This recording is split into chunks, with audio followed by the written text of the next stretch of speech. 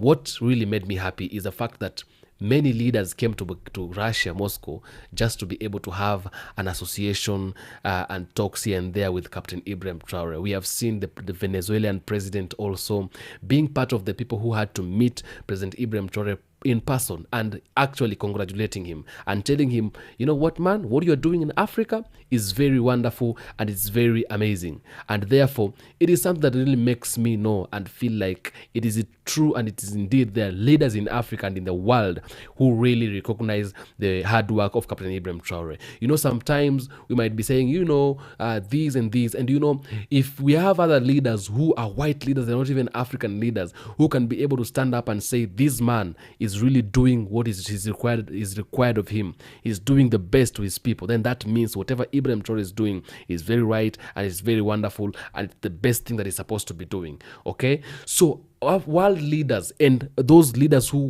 were invited, many of them were very glad to be able to meet Captain Ibrahim Traore, and many of them, I think they were telling themselves and asking themselves, at what time are we going to land to Russia so that we can be able to have to meet Ibrahim Traore in person and have a talk together with him one-on-one. Take a look at this video. In a world of suits, silence, and diplomacy, one man stands out with quiet defiance and raw symbolism. Captain Ibrahim Traore, the revolutionary leader of Burkina Faso, just turned heads in Russia, not with words, but with presence. And yes, it's the pistol on his waist that stole the show. From viral fame to geopolitical symbolism, was it security, a statement, or something deeper? Welcome to Channel Name, where we unpack the moments that matter. Let's dive into the story behind the most talked about belt holster in global politics. One of the most striking moments during Traore's visit was his first diplomatic meeting. Not with a Western power or Russian oligarch, but with President Nicolas Maduro of Venezuela. The symbolism was powerful. Two nations under sanctions, two leaders demonized by Western media, standing together in solidarity. Maduro, who greeted Traore warmly, later told reporters he was very happy to meet President Traore. That phrase, simple on the surface, carried deep diplomatic weight. It marked a new chapter in South-South alliances, the building of a new axis of independence, from Latin America to West Africa. Russia, too, responded with a mix of respect and intrigue. Kremlin insiders noted how quickly Traore became a crowd favorite, not for theatrics, but for authenticity. Russian media praised his discipline, his lack of entourage, and his focus on direct diplomacy. This wasn't just an African leader visiting Moscow. This was a shift in global perception, where Africa was not a beggar at the table, but a guest of honor. On May 8, 2025, amidst the snow-dusted streets of Moscow, world leaders gathered to commemorate the 80th anniversary of Russia's victory over Nazism. But amid the sea of familiar faces, one man stood out: Captain Ibrahim Traore, president of Burkina Faso. Clad in military attire with a pistol visibly holstered at his waist, he arrived not as a mere participant, but as a symbol of something far greater. A new Africa. Confident, unafraid, and sovereign. The pistol wasn't just a weapon, it was a symbol. A reminder of Burkina Faso's resilience, of its resistance against neo-colonialism, and of Traore's own story as a revolutionary leader who rose from the barracks to the presidency. His presence captivated the Russian media and stunned many Western diplomats unused to such unapologetic displays of power from African leaders. It wasn't just Moscow that took notice. Across social media, videos of Traore's entry trended globally. Young Africans shared memes, tributes, and proud statements. Here was a man representing more than politics. He was a movement, an image of black strength not defined by compromise, but by clarity and courage. This singular moment in Moscow was more than ceremonial. It was historical. It signaled Africa's rising confidence on the global stage and reintroduced to the world a continent not in need of saving, but of recognition. Symbols matter, especially in geopolitics. Traore's pistol wasn't just a nod to his military roots. It was a silent declaration: Africa will no longer kneel.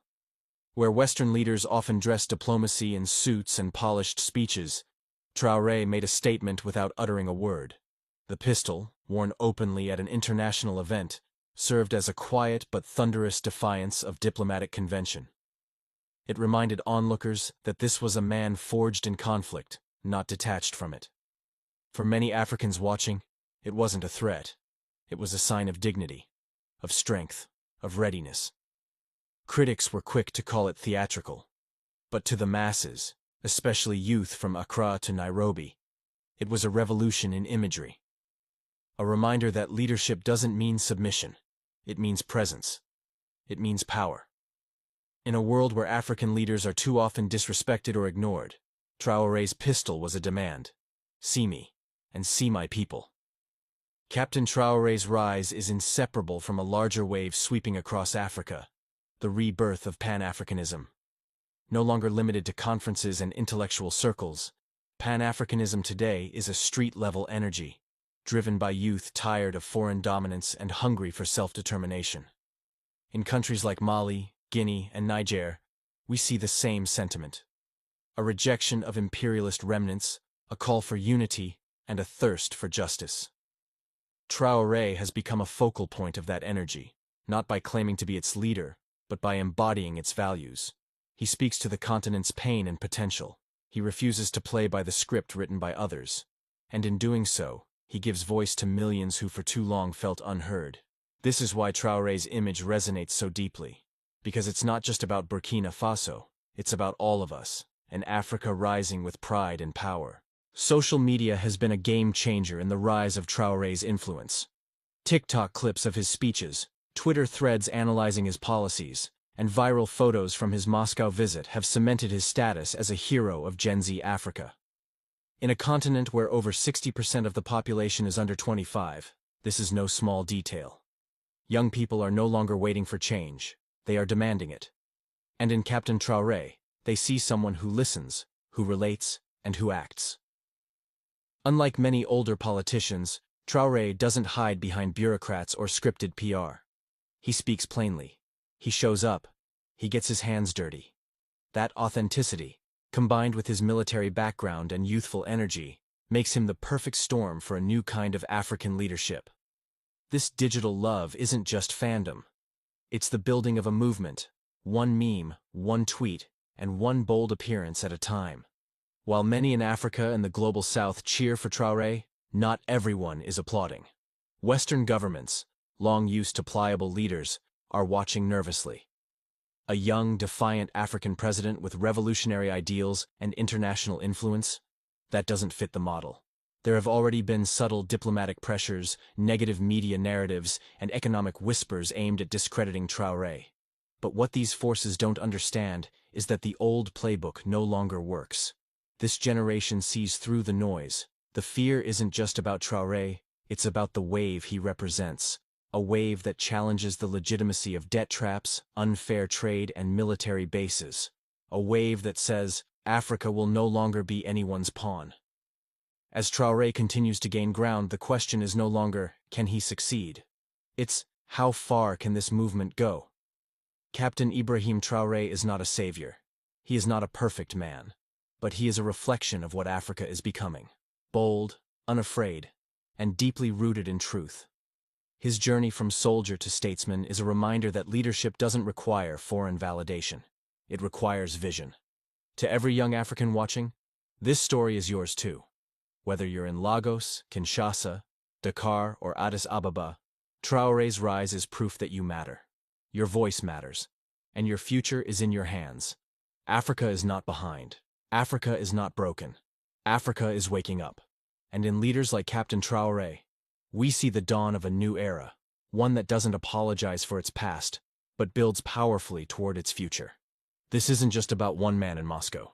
This is about a continent, rising at last. Leadership is often misunderstood. In many places, it's reduced to hierarchy, ego, or control. But in Traore, we see something rare. A leader who lives what he preaches. His humility, public visibility, and unapologetic patriotism are reshaping how the world defines true authority. He doesn't hide behind luxury. He doesn't read from scripts. He speaks plainly, listens carefully, and stands firmly. His authenticity has made him a case study in modern leadership, especially in a world fatigued by elite corruption and political theater. From corporate boardrooms in Johannesburg to political youth camps in Addis Ababa, Traore is now being studied as a model for transformative, service-based leadership. What does he teach us? That power is not control, it is responsibility.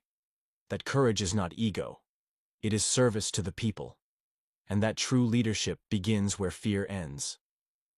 As we move into a future defined by climate crises, tech revolutions, and shifting alliances, Traore's emergence reminds us that the most powerful leaders will not be the ones who dominate, but those who stand for something greater than themselves. In the heart of Burkina Faso's revolutionary spirit lies a name engraved in African memory: Thomas Sankara, the father of integrity-driven pan-Africanism. Often called Africa's Che Guevara, Sankara inspired generations with his defiant policies, pro-people governance, and unshakable courage in the face of imperialism. He was assassinated in 1987, his ideas buried but never forgotten. Captain Ibrahim Traore walks in Sankara's footsteps, not by imitation, but through principled alignment. Like Sankara, Traore refuses the luxury of foreign dependence. He echoes the call for food sovereignty, economic liberation, and youth empowerment. His decision to kick out exploitative mining companies, just as Sankara nationalized land and resources, shows continuity in the fight for African dignity. But what makes Traore's story even more impactful is that it emerges in a very different Africa, one shaped by social media, digital mobilization, and mass youth unemployment. Where Sankara fought with speeches and marches, Traore inspires through viral moments and grassroots momentum. By evoking Sankara's spirit while operating in a modern, digital age, Traore doesn't just revive a legacy, he reignites a revolution, proving that Africa's dream of liberation is not a relic of the past, but a mission for the present. As leaders like Traore gain momentum, Africa faces a defining crossroads. Will this era of bold leadership inspire continental unity, or will it be isolated by global power brokers? The dream of Pan-African unity, envisioned by Nkrumah, Mandela, and Gaddafi, has often been weakened by internal division and external manipulation. Traore's popularity offers a new opportunity to build a connected network of African states that prioritize sovereignty, collaboration, and innovation. Alliances with Mali, Guinea, and Niger are early signs of this regional awakening. But the challenge now is scaling that spirit across all of Africa.